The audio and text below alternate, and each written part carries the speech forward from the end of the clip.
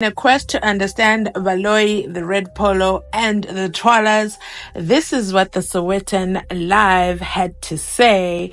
And it says, Twala drove around on the night of Meyiwa's murder, says the car tracker expert. The state in the SENZO MEYIWA murder trial has shown that LONGWE TWALA drove for about an hour the night that Meyiwa was killed to dispel allegations that Twala was injured in the foot. No, they didn't show that. They showed the tracker records of a red polo. Does not mean that that was LONGWE who was driving. The state needs to prove that.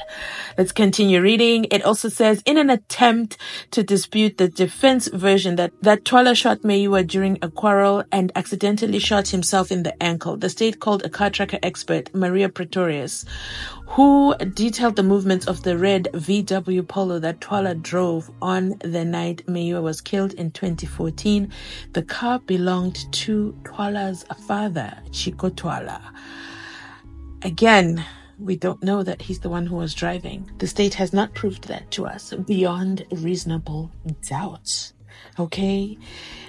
The article continues to say, according to the defense legal representative advocate Tulani Ngomezulu, Meyiwa was shot by one of the people who were at singer Kelly Khumalo's family home in Vosloorus, East Rand, on the night in question. However, according to evidence presented by Pretorius, Twala arrived at the house at 6:50 p.m. Okay. His car engine switched off. 8 minutes later, Meyiwa is believed to have been shot between 7:30 p.m. and 8:15 p.m. At 8:51 p.m., Twala's car switched on and he traveled for about 8 minutes to Clinics Hospital on Sam Sekwati Street. During this trip, he drove at speeds of between 13 kilometers per hour and 69 kilometers per hour. He was at the hospital for about 2 hours before driving back to the Khumalo's home at the speeds between 17 kilometers per hour and 33 kilometers per hour. According to Pretorius's evidence, Twala made a number of stops on the night. Yes, he did. We don't know which Twala it was, though.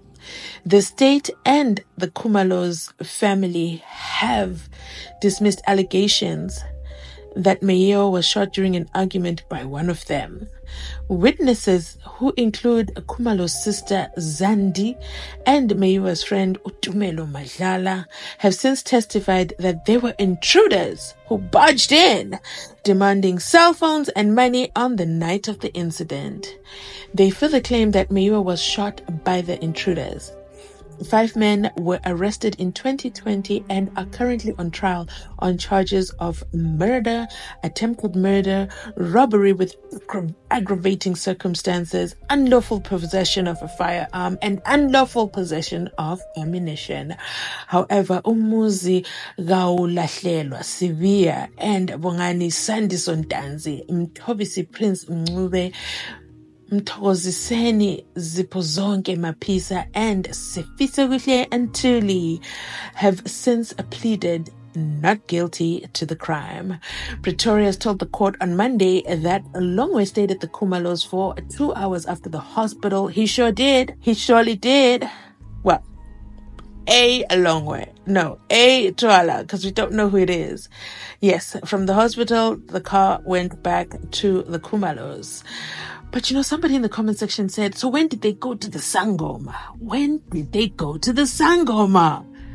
That's a great question, because it doesn't fit in with this car record and dun, okay? I think that, let's just assume that if this was tailor-made car tracker evidence, because there's no electronic record of this car tracker evidence, there's no data transfer, it's just hand-delivered, okay, from Pretorius to Umkhize. So here's my question. I think it's Umkhize who ordered this report. Here's my question. What if this is tailored? So when they were doing the tailoration, they forgot to tailor in when they go to the Sangoma, because they went to the Sangoma after the hospital. Do you guys remember that? Somebody let me know in the comment section, when did they go to the Sangoma? Do you remember the Sangoma? Oh, man, I don't remember her name. But I know I did a video about it. I'm going to find it. It goes on to say that Pretorius told the court on Monday that Longwe stayed at the Khumalo for 2 hours after the hospital and drove off at 2:19 a.m. to Khumalo's house, which was about 20 kilometers away. The drive took 22 minutes. The records show that the car was at Khumalo's apartment for an hour before headed back to Glen Vista, okay, where the Twalas stay. We don't know which Twala. An address that was supported by Rika in the SIM card as belonging to Twala.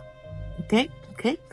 The evidence also suggests that Twala went back to Vosloras the following day, where he spent about 6 hours. No, I said it in my previous video, where he parked the car. The car can be parked. Mangena told us this. Mangena told us before that he can arrive in court in a BMW. Does not mean he is leaving in a BMW, okay? And speaking of BMW, here's my retraction. I said SENZO MEYIWA was driving a BMW X5. How dare I? It was actually a BMW X6 gray that baby mama Kelly Khumalo wanted to hold on to after SENZO MEYIWA had passed away, and the family is saying, we do not know you, okay? Give us the car keys, give us the ID, give us impahla yasenzo. And Kelly said, no, go away. Until finally, Ivan Khoza's wife, okay? They had to try, no. They had to call Chico Twala yet again to assist. And that is when Kelly released everything over to the Meyiwas. Oh my God. But Asikolapo, the article goes on to say, during cross-examination, Ngomezulu raised concern that the state witness was no longer with the car tracker company that collected the evidence. Yes. However, Pretoria said that is not a challenge, as even if a new person is called, the person will also share the same information as it could be downloaded. We wait to see that. Ngomezulu then asked if the evidence was about the motor vehicle or the person. And as I've told you, it's the red Polo that parked at the Khumalo home, at the Spaza house. We don't know who was driving that Polo. From the time they start reading the records all the way to the end, they cannot prove it to us, although they tried to prove it with the cell phone text message that says, I'm outside.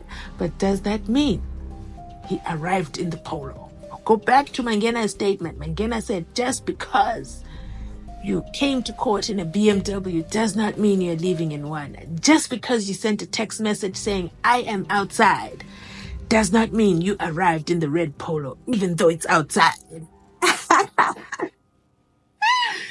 That is the problem with justice, and that is the problem with the law. You have to prove beyond reasonable doubt. And this is what happened in the O.J. Simpson case. If the glove doesn't fit, you must acquit. In this case, what was it with the gun? If the striations don't match, you must acquit. And now, if the red Polo driver is unknown, you must acquit. Let me stop rhyming. Let's continue reading. Ngomezulu then asked if the evidence was about the motor vehicle or the person, and Maria Elizabeth says, I can only speak on the report I have printed, and the report speaks about the movement of the vehicle. It does not show the occupants or who was driving that car at that particular time. So at some point, we do see this is what I would have done if I was part of the investigating team. Okay. You have the tracker information. Fine. Let's say the tracker information is valid. There's no doctoring of that information. Check the hospital security camera. Who came out of the car? Check at the Spaza house. There's no outdoor cameras. Okay, because it's not a complex. Okay. Check Kelly Khumalo's complex camera, entrance camera, or the log. When they open the boom, where else can they check? Also, the Twalas. There's so many places where they can fact check this, where they could have fact checked this. The question is, did the investigating team check this? Let me know in the comment section down below your thoughts. Another comment said, evidence given by Utumelo places Chico Twala at Kelly's residence and not Ulongwe Twala. So it's still not clear who exactly was driving the red Polo. But let me tell you something. Today, apparently, maybe we might get some special dessert. Okay, I don't know if it's going to be dessert or if it's going to be breakfast, but it's going to be served by Lady Patricia Machine. No. It's going to be served by Miss Fearfockle, okay? Patricia Mashale. She's just still doing some research, but she's letting us know that she's preparing some breakfast for us. She's preparing a snack for us, and it rings the name of Maria Elizabeth. You see, that's the problem. Once Patricia is triggered, oof. Oh my God. Let me know in the comment section down below. I'm going to share that information as soon as it is made available, because wow, what a day. But you know what? I'm not doing this a disservice. Let's listen to Ngome Zulu say it himself. Sangweni states under oath in English. I am the person who is helping people with problems, different sicknesses, and I undergo the training for that Sangoma. So I took the keys, walked out with them to the house that I used to communicate with God and my ancestors. I then light the candles. Nisi, what's wrong? Excuse me, mother. What's wrong? I see you smiling. I'm thinking aloud. Yes. And smiling. I'm thinking aloud. And laughing now.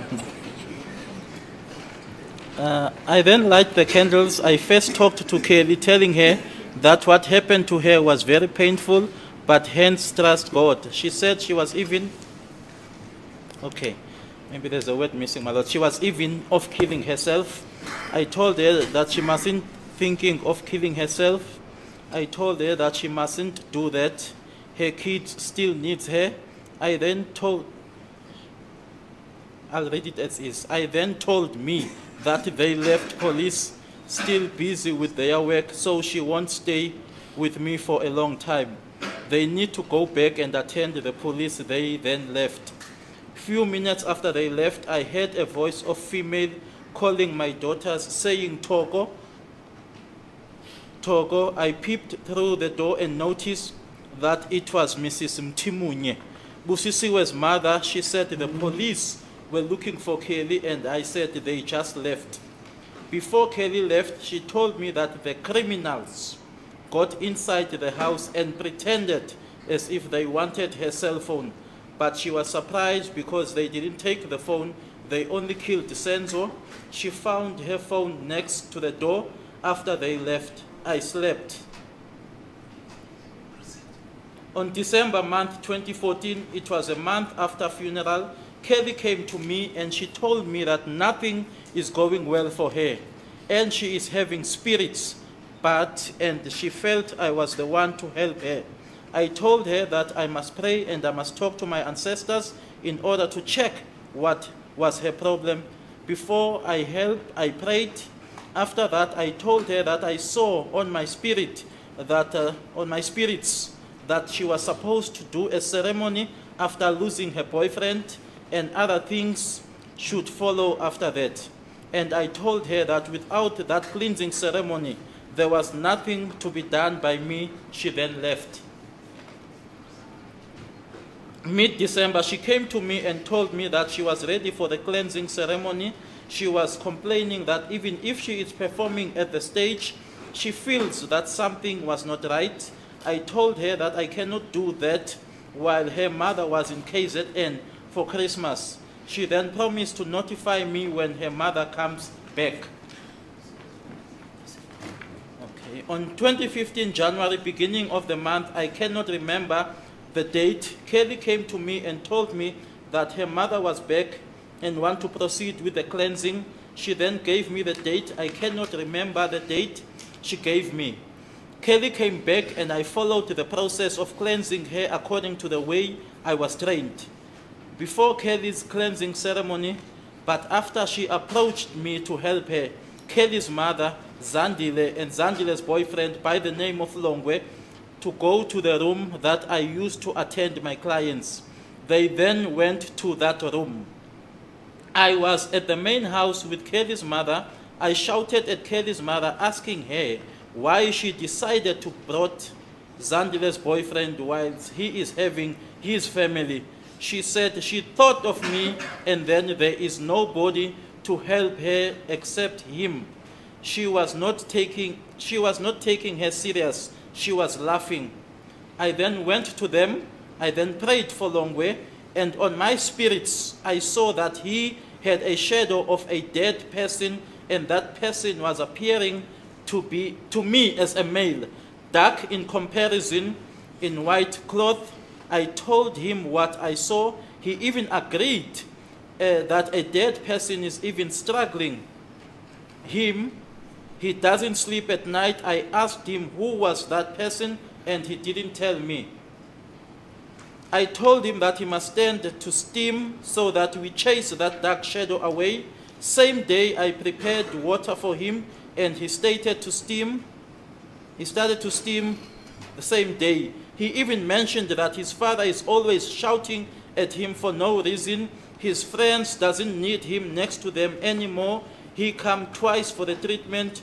On the third time, he phoned telling me that he doesn't have transport. His brother was using his car. I didn't charge him because he was even complaining with money, saying he doesn't have money. Even if he work, he won't see where the money went to. I even prayed for his purse. His next appointment is supposed to be on the week of the 15th, but she didn't tell me exactly which date, but he is still under treatment. Thank you. Thank you, Mr. Chairman. As a quick question, can we establish from Leonard Fan what the relevance of reading out the statement is, firstly, and secondly, what is the basis of admissibility for reading out this statement? Because we submit, my Lord, clearly that we are in the deep realm of irrelevant and speculative evidence. You're saying it's mumbo jumbo? Well, it's inadmissible evidence, my Lord. I see. Yes, Mr. Gomezu. I'm surprised if this statement is coming from 636 and these accused are prosecuted under 636. I'm surprised, my Lord, that this statement comes from 636 and the accused persons are prosecuted under 636. And this statement has been disclosed to the defense. If there's no relevance of this statement, why is it in the docket? Now, the law says any document or every document which forms part of the investigation must be furnished to you. Correct. So even if it's irrelevant, it must be finished. Correct. Yes. I'm still going to the fact that the state has also furnished a statement of Dr. Victor Velapi Otis Mkhize, VVO Mkhize. He's a traditional healer. They'll bring him as an expert in relation to the cleansing of a person. So that statement... Who's going to bring him? The state? The state. It's in the state case under 636. So they're going to call him as a what? As a science. You know what a science is? A science, no. I've never heard of the word science. No, no. S-E-A-N. Science. Yeah, no, I didn't know about it. Okay. Yes. Guy who's supposed to see holograms. Oh, yes. I see. The relevance of that traditional healer. This one is also a prophet. I would say he's a prophet. Oh. Because he was approached for the purpose of cleansing. And there's evidence of an expert in relation to cleansing. That is relevant because if that expert is called to testify and referred to this statement of Nombilo, there are certain things that he will confirm as an expert. Same applies with Mangena. He's a ballistic expert. Any information, science, please. Sorry? That's science. That's science, yes. Yeah, that's forensic science. This is natural science. Oh, is that so? This one is natural science. Oh.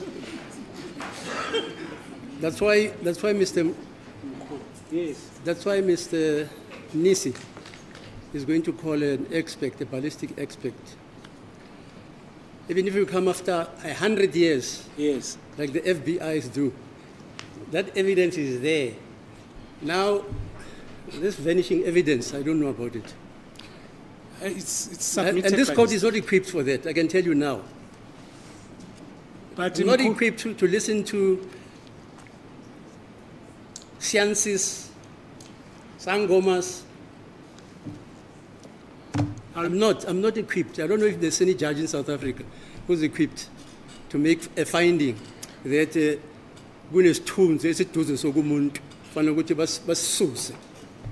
but Umkhulu was here and he testified. What did he say, Mkhulu? He was talking about him being approached by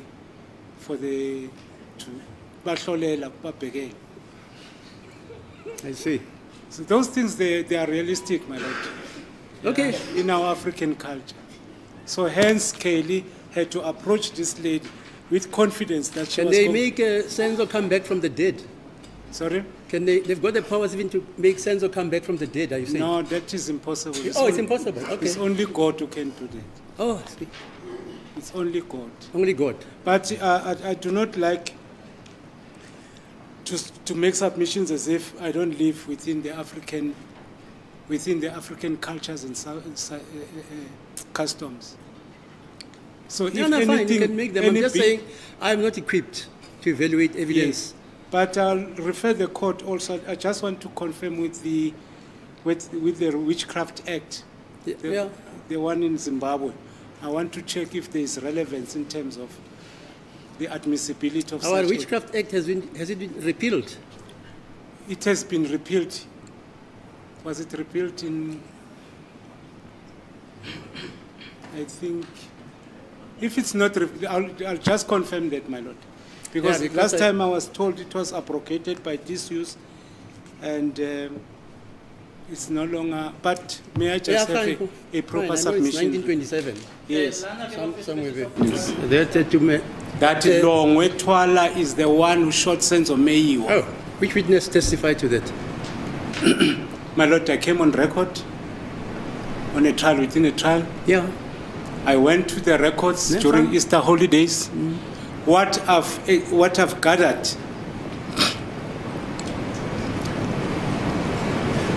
is the information that will be sufficient for me to proceed with the trial, with the main trial. Yeah, fine. Yeah, I don't have a problem with that. All what I have, the state might not have. For instance, it's evidence before this court that this witness did not interview the family of Meyiwa. Okay. Moreover, I am still going to the Section 205s that were taken from the members, from those people that were inside the house. Yes. Fine, no, you can go on. Thank you, my lord. The person who killed SENZO MEYIWA is not here amongst these five. This exercise of trying to elicit evidence of witnesses, we all know that it is not under cross-examination.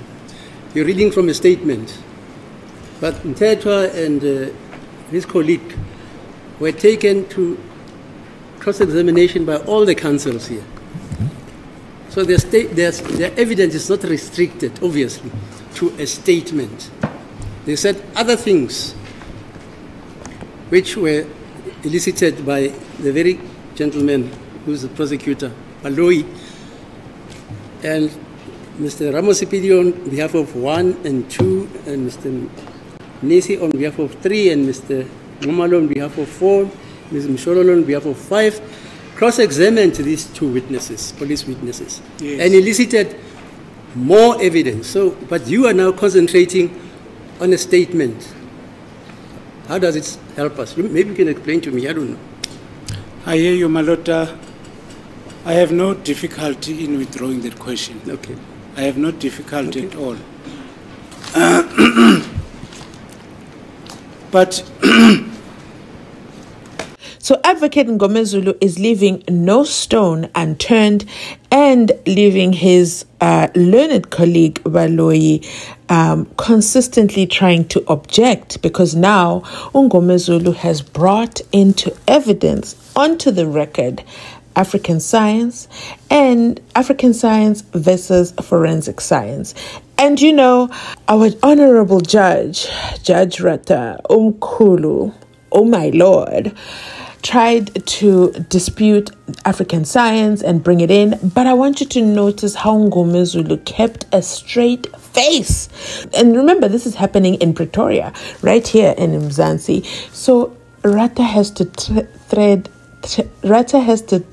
very, very, very carefully when it comes to any comment that he makes on African science. And so this is it, guys. We literally have one more sleep, and then Gininda will be in the witness stand. Or they might come up with another excuse why he cannot be there. Oh my goodness, the suspense is killing me. But you already know house rules. Please like, comment, and subscribe, and all the done things, okay, to help the channel grow. Thanks so much for watching. If you've made it this far in the video, please remember to like, comment, and subscribe, and absolutely share this video with the last 3 people you chatted with on WhatsApp. If you've watched all the ads, you absolutely have my heart. You're my VIP gang. And to become a channel member, okay, to have exclusive access to our defense team emojis plus is definitely by hitting that join button, okay? And I promise not to rob you. It is absolutely affordable. And there's going to be some extra content that I'm going to be doing today. So please make sure your notification bell is turned on. If you're watching us from outside the club, please consider subscribing so that you also get the notifications on my next upload. To all the sweet, beautiful messages I get, comments, okay? I see your comments. I love them. Thank you for encouraging me. Some people say they cannot sleep without an upload.